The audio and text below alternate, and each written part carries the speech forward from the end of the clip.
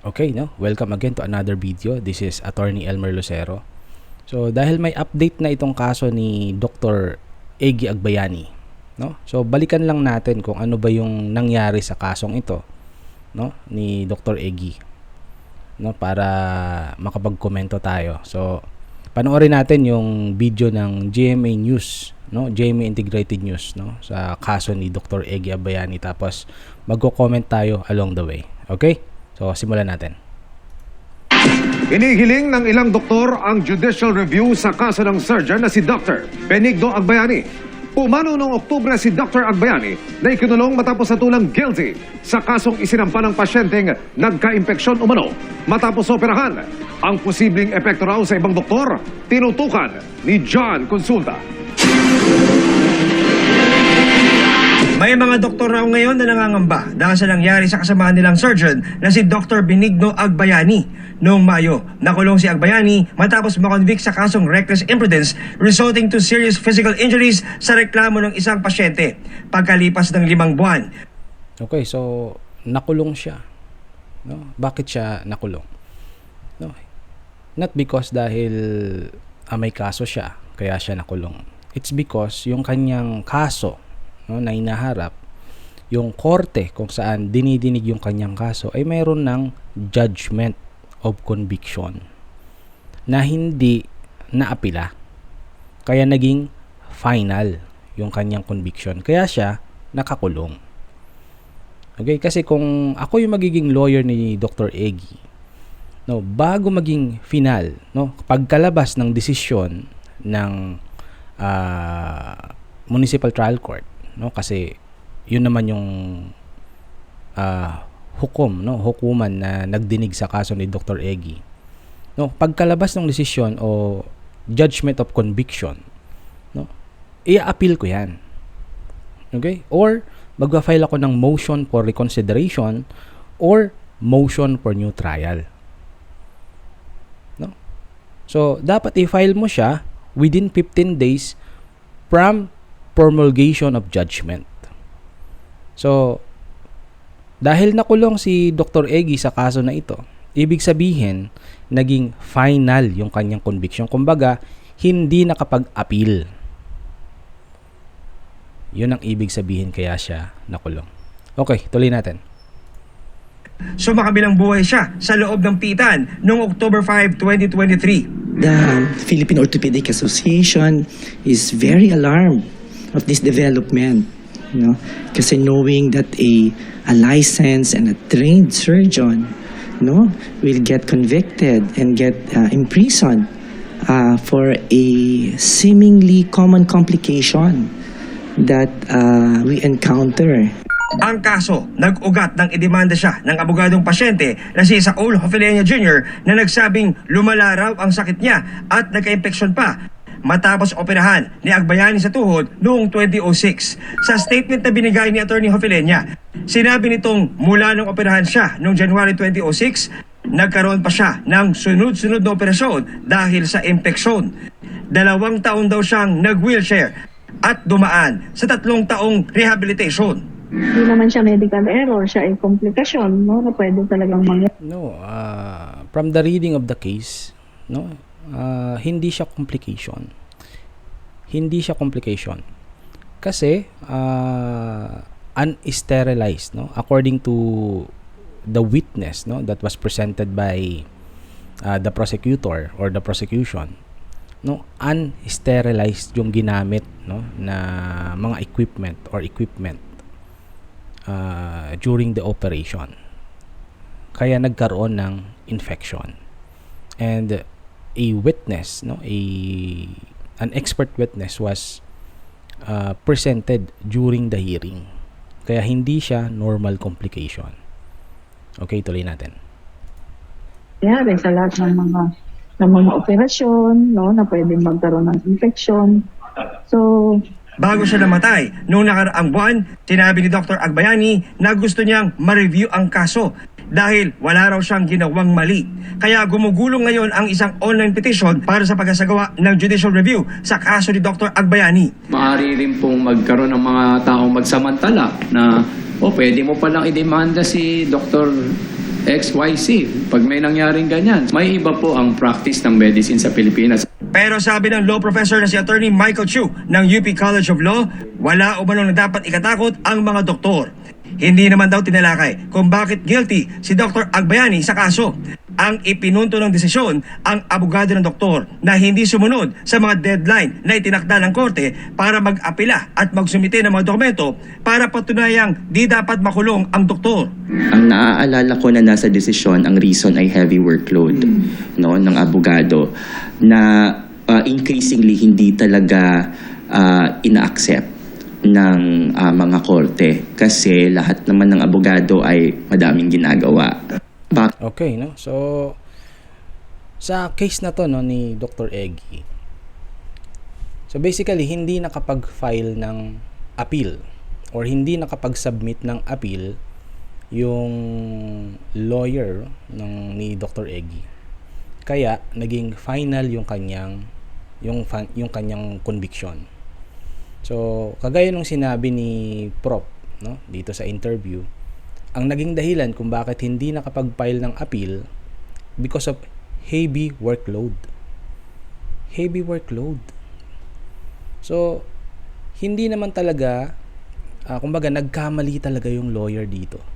May pagkakamali yung lawyer kaya naging final yung conviction ni Dr. Eggy. No? So, I believe no mayroon dapat in total no yung lawyer has 45 days within which to file an appeal memorandum. Pero nag-expire na lang yung 45 days na yan, no? Hindi pa rin nakapag-file ng appeal memorandum yung lawyer niya. Kaya, yun yung naging basihan ng korte, no? Para maging final yung conviction ni Dr. Eggy. Okay? So, balikan natin. Bakit hindi sapat yung 45 days na magawa yung appeal memorandum? Sinusubukan pa namin makuha ang panig ng abogado ni Agbayani. Para sa GMA Integrated News, John Consulta, nakatutok 24 oras. Okay? So, mayroon tayong update dito sa kaso ni Dr. Eggy Agbayani. So, nag-file kasi sila ng petition for habeas corpus. And before the Supreme Court, no, ang nag-file siguro nito ang nag-file ay yung kanyang asawa. Okay, yung nag-file ay yung kanyang asawa. So, basahin natin no kunin din natin sa GMA News Online naman no yung pinaka-update nung kaso na to ni Dr. Eggy Agbayani nung nag-file sila ng petition for habeas corpus. So, the SC, no, ito yung title ng news article no sa GMA News Online. Published on August 16, 2024, no? And then written by Joanna Lee Casilao ng GMA Integrated News. So, yung title ng kanyang news article no ay SC denies petition seeking release of Eggy Agbayani. So ano ba yung petition na to? No, petition for habeas corpus.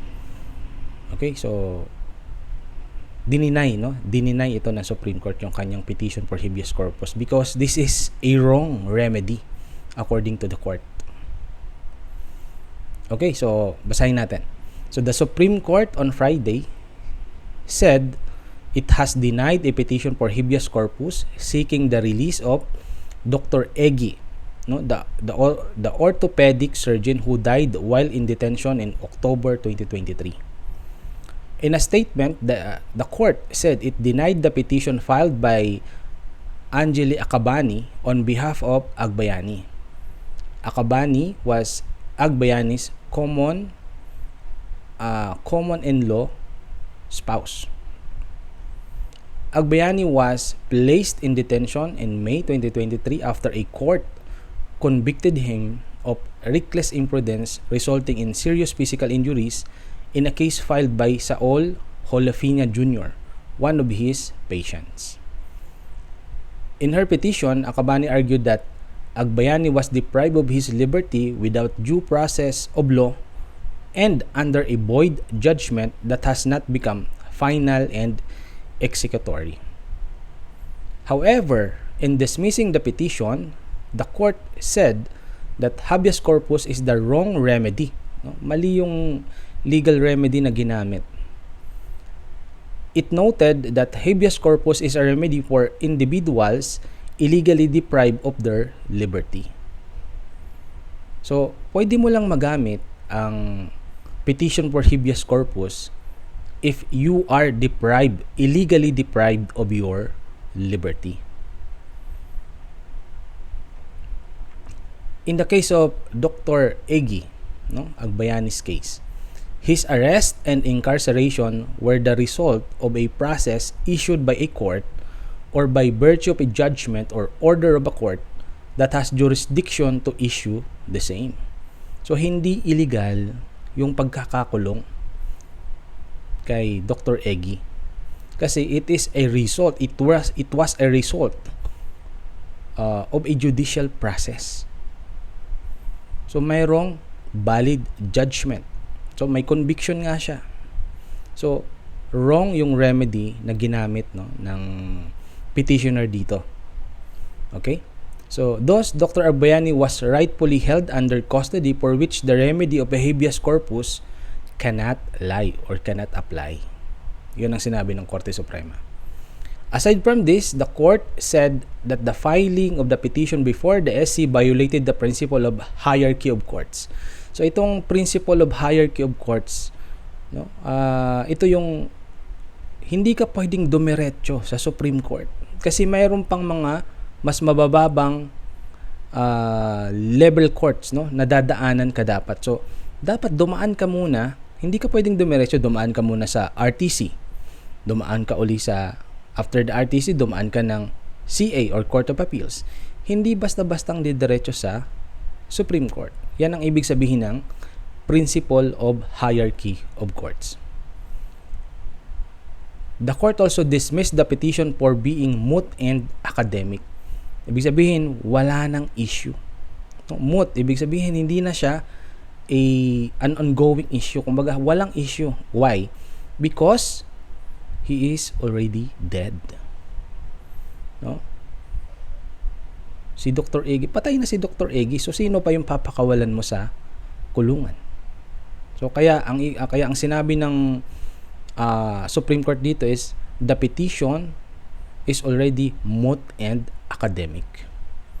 Finally, the supervening death of Dr. Agbayani on October 5, 2023 rendered the petition for habeas corpus moot and academic.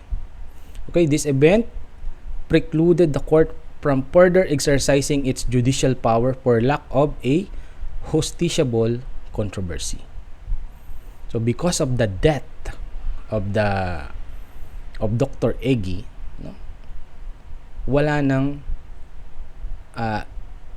issue to discuss. Wala na tayong pag-uusapan because the court can no longer exercise its judicial power for lack of justiciable controversy. So wala nang controversy or wala nang issue na isi-settle because the person who is the subject of this petition for habeas corpus is already dead. Okay? So, yun ang dahilan kung bakit dininay ng Supreme Court yung kanyang petition for release. Sino pa naman ang i-release? Ipatay na nga si Dr. Egi. Ultimately, yung kasong ito resulted because of his lawyers' negligence. Kasi hindi naman pwedeng idahilan sa korte, kaya hindi mo mai-file yung appeal memorandum because of workload. Mayroon kang 45 days within which to file the appeal memorandum. Pinagbigyan na yung lawyer ng 45 days or extension. Kasi after the decision from the MTC has been promulgated, okay, mayroong 15 days within which to file an appeal a motion for reconsideration or a motion for new trial. May 15 days. And then the lawyer filed an extension, no, to file a memorandum of appeal. Okay, so nag-file siya ng extension. So basically, all in all, mayroon siyang 45 days within which to file the memorandum of appeal, pero pina-expire niya yung period na yan within which to file the memorandum of appeal. Kaya naging final and executory or final yung conviction ni Dr. Egi. No, kaya hindi dapat matakot yung mga doktor with regards to this issue, kasi hindi naman talaga ang reason ay walang merit yung kaso na na-convict with regards to the conviction of Dr. Egi, no? Mayroon lang pagkakamali, no, yung lawyer, kaya hindi naibigay yung tamang legal remedy, no, para kay Dr. Egi. Okay? So with that, no, yun lang yung masasabi ko dito sa issue ni Dr. Egi Agbayani. So hanggang sa susunod, no, maraming salamat sa pakikinig.